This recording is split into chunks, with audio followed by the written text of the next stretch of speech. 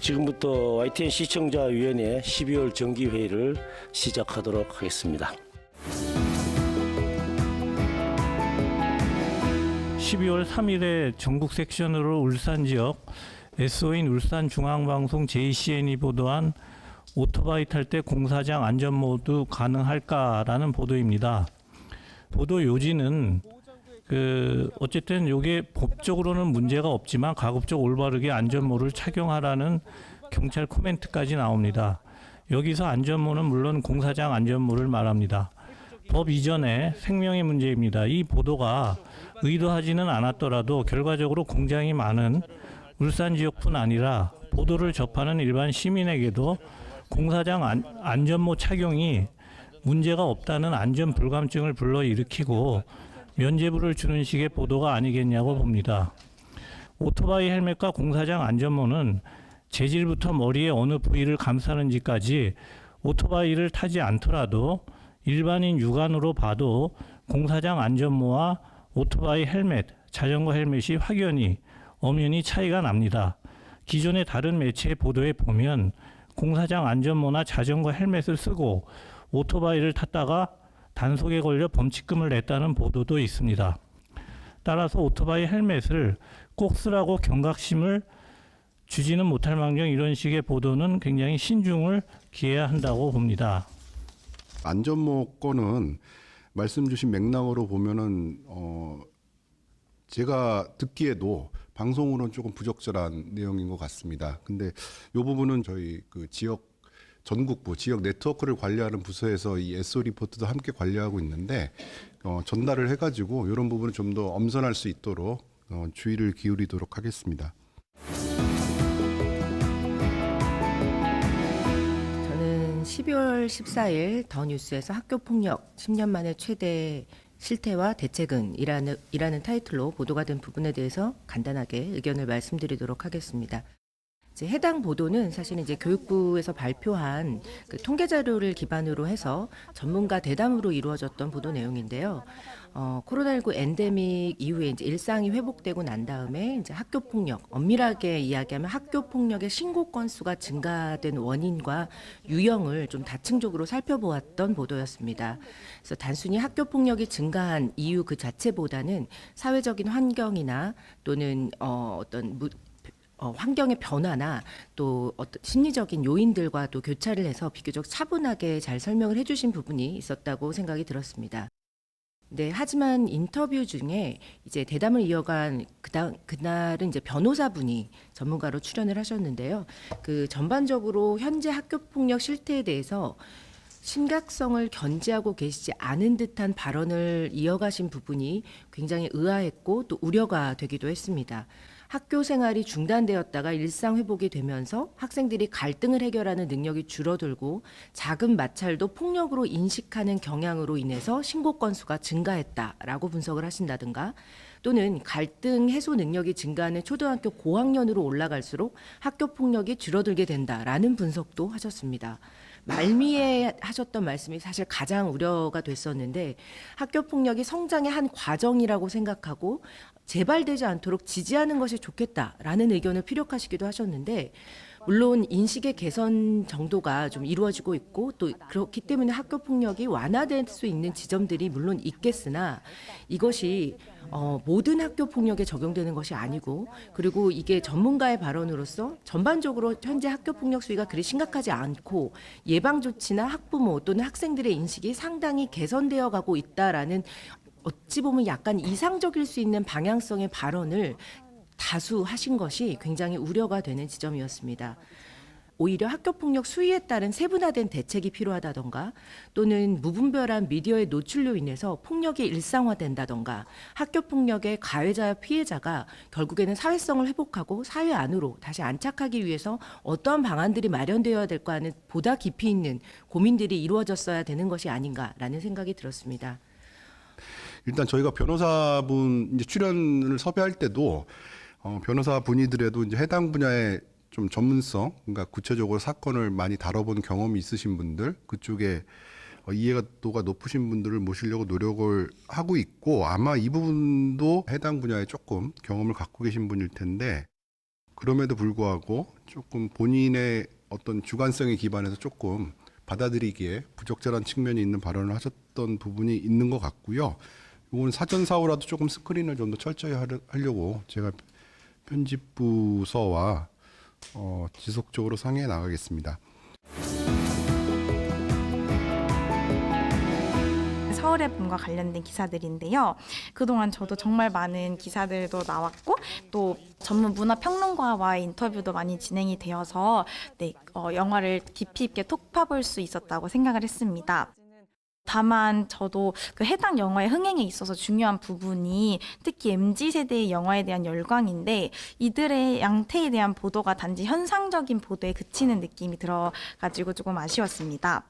MZ세대의 양상에 대해서 언급한 뉴스들을 보면 심박수 챌린지가 MZ세대에서 유행 중이고 이들이 실존 인물들의 근황과 뒷이야기를 찾아보는 일명 에듀테인먼트를 하고 있다고 언급을 해주시면서 N차 관람을 하는 사람들이 늘어나고 있다라고 보도를 해주셨는데 하지만 에듀테인먼트가 구체적으로 어떻게 일어나고 있는지에 대한 실제 사례나 이게 우리 사회에 어떤 의미가 있는지에 대한 구체적인 분석은 조금 부족한 느낌이 들었습니다. 사실 영화를 보고 역사에 관심이 생겨서 다시 공부를 하는 것이 그렇게 특이할 만한 현상은 아니다라고 생각이 됐는데 왜 이것이 기사거리가 될 만큼 우리는 여기에 주목을 하고 있는지에 대해서 조금 더 심도 있는 이야기가 나왔으면 상황을 이해하는 데 도움이 될 것 같다는 생각이 들었습니다. 그래서 현상적인 보도뿐만이 아니라 이게 왜 의미가 있고 중요한지 그리고 MZ의 특수성과 관련해서 이게 왜 조금 더 주목을 받아야 하는지 등을 다른 후속 보도가 이루어진다면은 도움이 될 것 같다는 이야기를 드리면서 마무리하도록 하겠습니다. 천만 영화가 이제 범죄도시 외에는 이번이 두 번째다 보고 또 최근에 아무래도 한국 영화가 여러모로 침체기에 들어선 즈음에 이제 이런 히트작이 나오면서 좀 더 관심이 집중된 면도 있고 해서 저희가 보도량은 많았는데 말씀 주셨던 것처럼 어떤 사회적 역사적 맥락 속에서 좀 의미를 톱파본다는 표현을 쓰셨는데 그런 부분은 저희가 깊이에 대한 아쉬움은 항상 YTN에게 시청자분들께서 존재하고 있는 것 같고 그 맥락 속에서 저희가 조금 더 노력한다는 대답에는 당장은 조금 말씀드리기 어려운데 그냥 참고로 말씀드리면 문화부의 영화 담당이 이제 한 분밖에 안 계셔가지고 기자 한 명이 이런 걸 종합적으로 다루기에는 좀 한계가 있고 그래서 저희 나름대로 오랜 시도 끝에 그 이제 직접 제작자나 출연 배우들의 의견을 이야기를 듣는 그런 시간도 좀 공을 들여서 만들긴 했습니다. 그래서 그런 걸로 좀 대신하려고 노력한 측면도 없지 않아 있는데 아무튼 그 깊이에 대한 지적들은 제가 항상 겸허하게 받아들이고 계속 노력을 경주해 나가겠습니다. 저는 그 최근에 그 대법원 연장근로 시간에 관한 판결 보도를 일단 말씀을 드리겠습니다. 해당 판결이 이제 12월 7일 날 선고됐고요. 그리고 저희가 알기로는 이제 12월 12일 날 그 매일노동뉴스에 최초로 보도가 됐습니다. 그래서 바로 이제 저희가 대법원 판결 그리고 사실관계 확인하려고 1심이나 원심 판결문까지 확인을 해봤는데 그 사건은 형사사건이었고요. 일주간 12시간을 추가했느냐 안 했느냐 그래서 53조 위반에 대한 문제였는데 해당 기사가 그냥 단순히 해프닝으로 우리 끝났구나 했고 그래서 다른 여타의 언론에서 보도가 안 됐습니다. 근데 갑자기 25일 날 YTN과 연합뉴스TV에서 이 판결이 보도가 됐습니다. 그리고 26일부터 일제히 모든 언론사에서 판결 내용이 소개가 됐고요. 전체적인 취지는 이게 형사사건이라는 거는 속 뺐고 하루에 최대 근로시간에 한도 없이 무한정으로 연장근로를 실시할 수 있다 하는 보도가 주 내용입니다. 당시 이제 우리나라 같은 경우는 일일 근로시간에 제한이 없습니다. 그래서 최장 21.5시간까지 가능한 게 현행 법률이거든요. 예전부터 나왔던 게 일일 근로시간에 제한이 없다. 그래서 하루에 장시간 노동이 가능하다. 이런 비판이 제기됐음에도 불구하고 입법적으로 해결이 안 됐습니다. 잘 아시겠지만 형사사건이기 때문에 그 판결도 일주간 12시간이 넘느냐 아니냐 이 갖고 이제 판결할 수밖에 없는데 이게 오히려 고용노동부나 재계에서 얘기하는 것처럼 이를 연장 근로 한도 없으니 무조건 근로할 수 있다라는 취지로 보도가 된 게 좀 아쉽다는 거죠. 다만 그래도 YTN 같은 경우는 그 직장갑질 119 변호사라든가 뭐 고대 노동대학원 교수의 그 대담 통해서 좀 해당 판결의 의미라든가 그리고 입법적으로 그 보완해야 될 필요성 이런 걸 좀 자세히 좀 설명해 줬다는 점에서 나름 좀 긍정적이나 아직까지 그 범위가 단순히 그 근로자들의 뭐 건강과 안전의 중요성 요거 정도 필요하지 않은 게 좀 아쉽다는 말씀을 일단 드리고요. 저 말씀 주신 것처럼 그 판결의 취지 자체가 그게 아니었다라는 부분은 제가 지금까지는 잘 모르겠어서 한번 좀 확인을 해보겠습니다. 그리고 아무래도 좀 휴일날은 연합뉴스에서 쓰는 거를 어느 정도 신빙성이 있으면 그냥 받아서 쓰는 형태로 특히 휴일날은 그렇게 많이 운영이 되다 보니까 말씀하신 부분이 맞다면 저희가 그 부분은 조금 상당히 많이 미흡했던 것 같은데 노동부에서 곧바로 행정해석의 변경 등을 통해서 기존에 추진하던 노동시간 개편 문제와 맞물려서 이제 추진하려고 하는 움직임이 있어서 그 부분에 대해서는 노동부의 입장은 노동부대로 또 거기에 대해서 노동계가 갖고 있는 우려 이런 부분들을 앞으로도 좀 면밀하게 추적해 가면서 담아낼 수 있도록 노력을 하겠습니다. 지난번에 제주 공항의 그 대설 특보와 관련된 보도 그리고 거기에 관련된 인터뷰를 하는 과정에서 있었던 보도에 대한 의견입니다.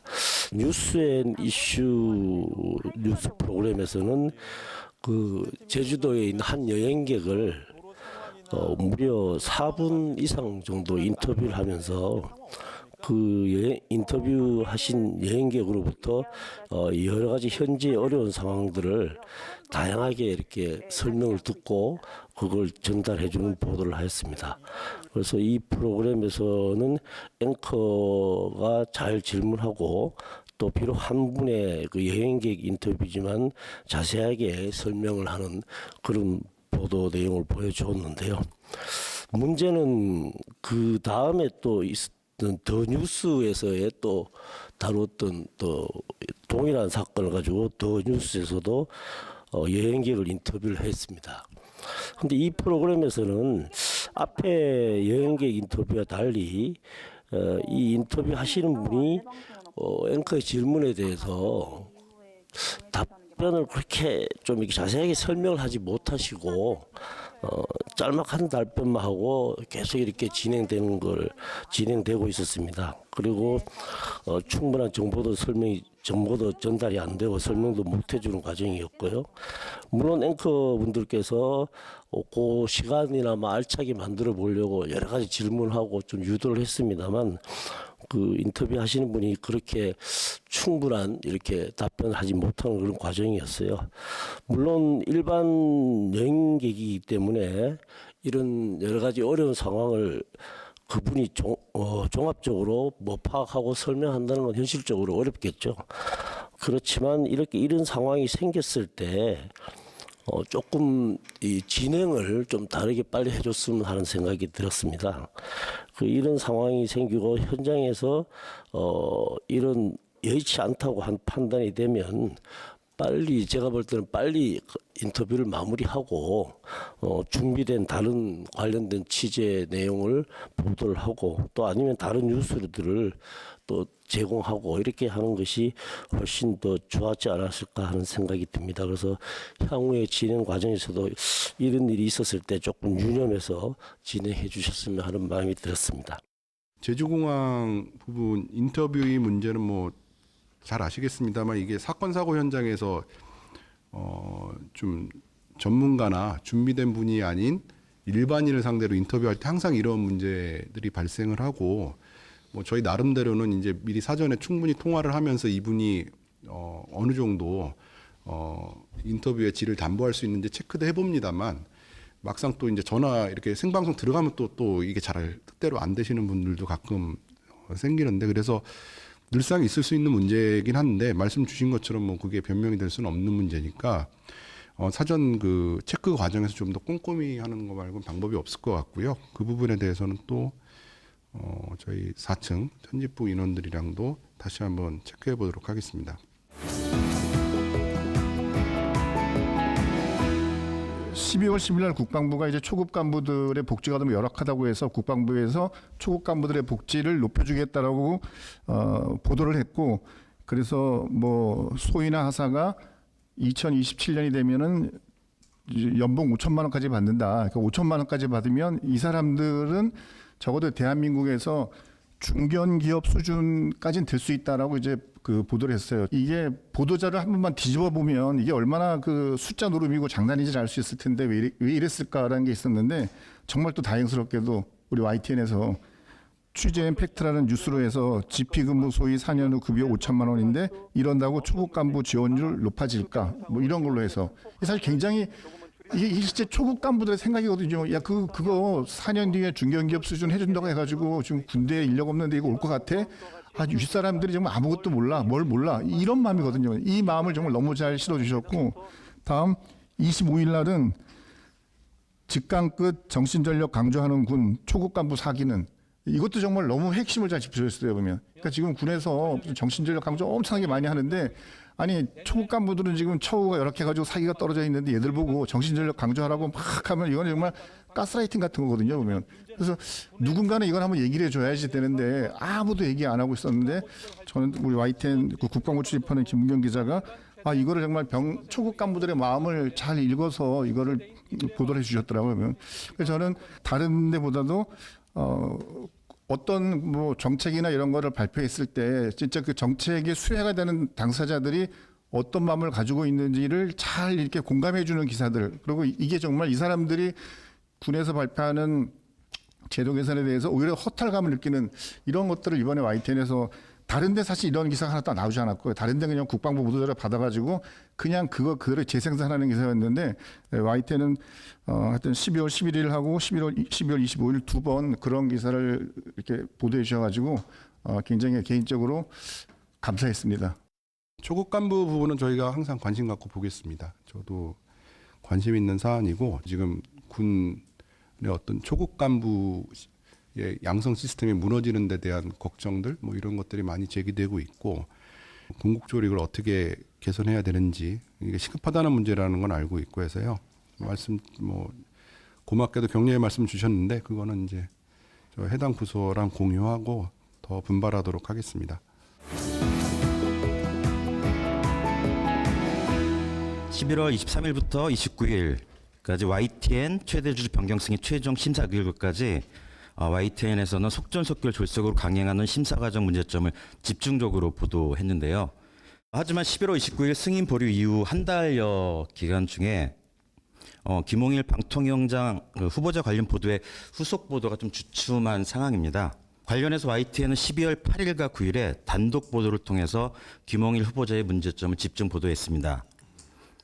BBK 면죄부 논란 김홍일, MB 취임 2달 뒤 중립수사 훈장 이란 제목의 보도에서 검사 시절 이명박 전 대통령의 BBK 의혹 사안을 수사했던 김홍일 후보자가 대선 관련 수사 공적으로 훈장을 받은 것으로 확인됐다는 내용이었습니다. 제가 앞에서 후속 보도가 주춤한 상황이라고 말씀드린 이유는 YTN 최대 주주 승인 변경권 관련 핵심적인 이슈를 다룬 보도는 부족했다는 점입니다.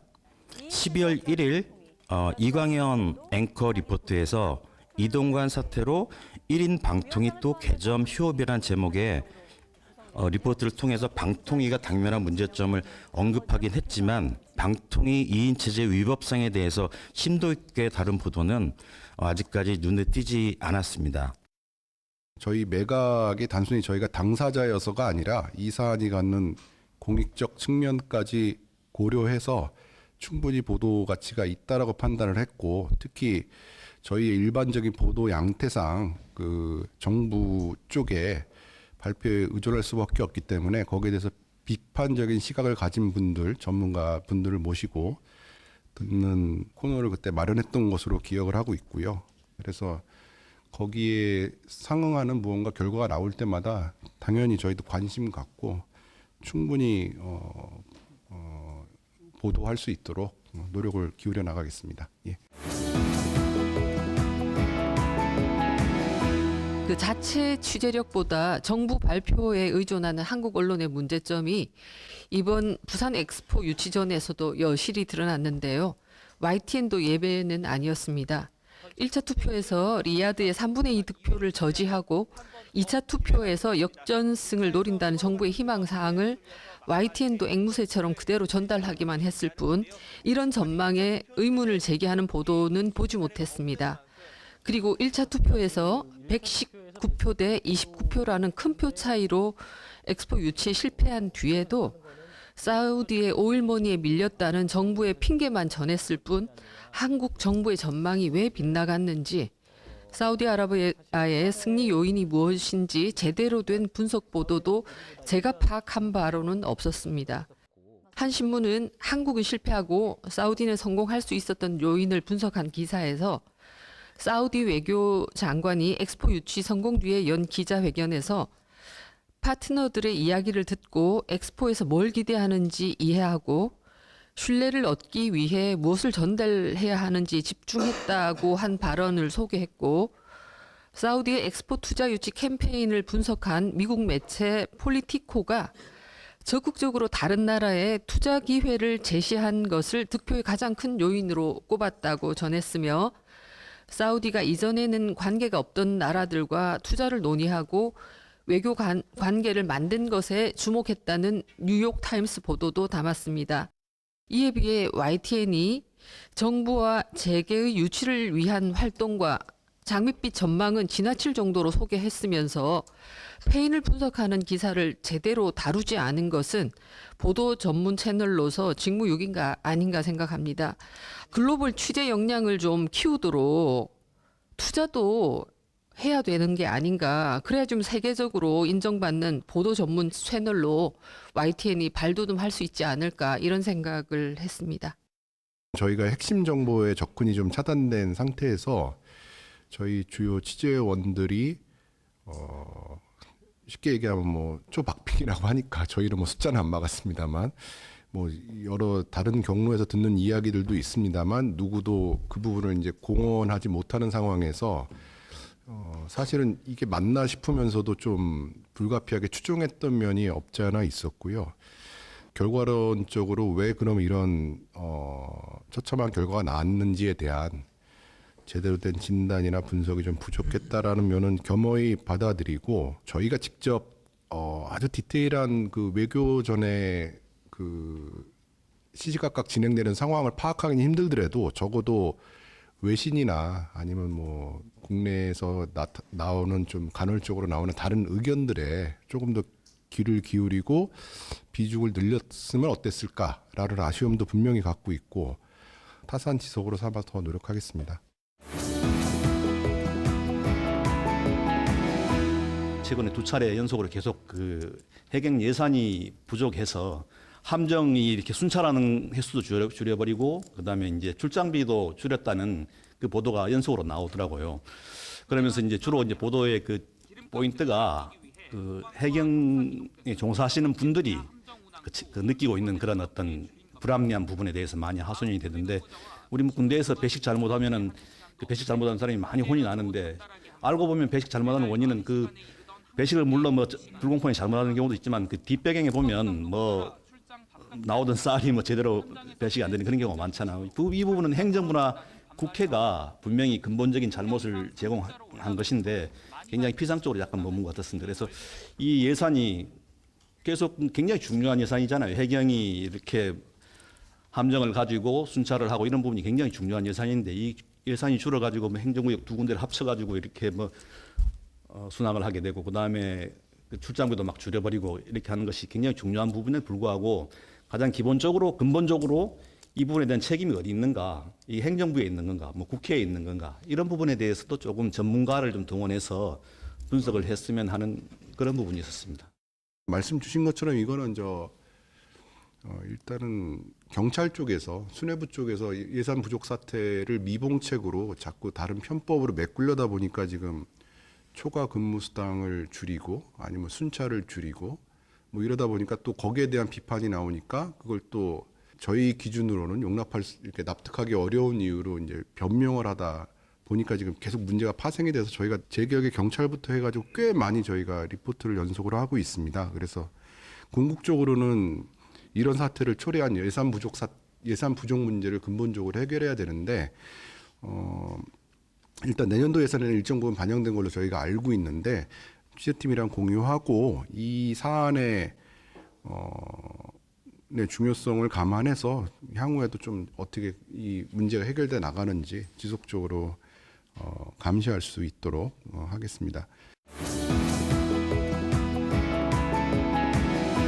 2023년 끝나지 않은 이야기 연속 보도 관심 있게 잘 봤습니다. 시청자 입장에서 의미 있다고 보는 포인트는 보통 이맘때만 되면 한 해 동안 사회적으로 크게 이슈가 됐던 사건들을 종합 정리해서 단순히 전달하기 마련인데 이번 보도 시리즈는 그 제목이 나타내듯이 아직 일단락되지 않고 사회적 합의라든지 제도 정비가 필요한 사건들 위주로 문제 해결을 위해서 무엇을 더 해야 하는지 이게 논의가 잘 진전되고 있는 건지 환기시키고 경각심을 촉구하는 한 단계 더 진전된 주제 선정과 보도의 전개가 아니었나 싶어서 긍정 평가를 드리고 싶습니다. 두 번째는 상암동 비디오라는 컨텐츠에 대한 의견인데요. 30년 동안 YTN이 축적하신 보도 화면들을 토대로 해서 최근 20-30년 전에 한국의 정치, 사회, 문화와 소시민들의 삶이 어떻게 바뀌었는지 그때의 단면들을 직관적으로 볼 수 있어서 너무 흥미롭고 재미있게 보고 있습니다. 2분 내외의 분량이고요. 또 추억을 자극하는 음악이라든지 옛날 PC 통신에 쓰던 글자체 그리고 화면 곳곳에 위트 있게 삽입되는 그런 자막들이 어우러져서 시청자들에게 상당한 몰입도와 재미를 주고 있다고 생각을 합니다. 특히 YTN이 보도 채널이다 보니까 줄줄이 이어지는 그런 딱딱한 보도들 가운데서 어떤 오아시스 같은 청량감 같은 느낌도 주어서 굉장히 좋다라는 생각을 하고 있는데요. 90년대 크리스마스 분위기라든지 그때 당시 이웃 돕기 모습들, 국산품 애용 운동 관련 뉴스들, 휴대폰 외관 스티커로 튜닝하고 머리 염색 유행하던 시절 요거 재밌게 편집해서 내보내 주셨는데 저도 재밌게 집에서 보다가 저 땐 저랬지 그 시절을 경험을 했으니까요. 재밌게 보다가 근데 저게 언제지? 저게 언제였지? 를 딱 떠올렸는데 정보가 보이질 않더라고요. 자막으로라도 이게 언제적 보도인지 조그맣게라도 좀 표기를 해주셨으면 좋겠다라는 마음을 전하고 싶고요. 관련해서 질문 드리고 싶은 거는 이 컨텐츠가 지금보다 저는 조금 더 빈번하게 삽입됐으면 좋겠다라는 바람인데 지금 편성 횟수가 좀 어떻게 되는지 이것들을 더 잦게 편성할 수 있는데 제약 요소들이 제한이 있는지 좀 여쭤보고 싶습니다. 상암동 비디오는 이제 영상 편집부에서 자체적으로 아이템을 선정해서 많은 노력을 기울여서 지금 제 기억에 한 1년 정도 한 것 같은데 토요일에만 지금 5회 방송이 되고 있고요. 기본으로 저희보다 조금 더 많은 아카이브를 풍부하게 갖고 있는 공중파 역사가 아무래도 오래되다 보니까 그런데 비하면 조금 부족한 부분도 있겠습니다만 저희 나름대로 또 내부에서도 호평하고 있는 프로그램이고 말씀하셨던 자막 부분은 제작진한테 얘기해서 짧게라도 삽입할 수 있게 그렇게 하도록 하겠습니다. 새해 복 많이 받으시고요. 자, 그러면 YTN 시청자위원회 12월 정기회를 모두 마치겠습니다. 모두 수고하셨습니다.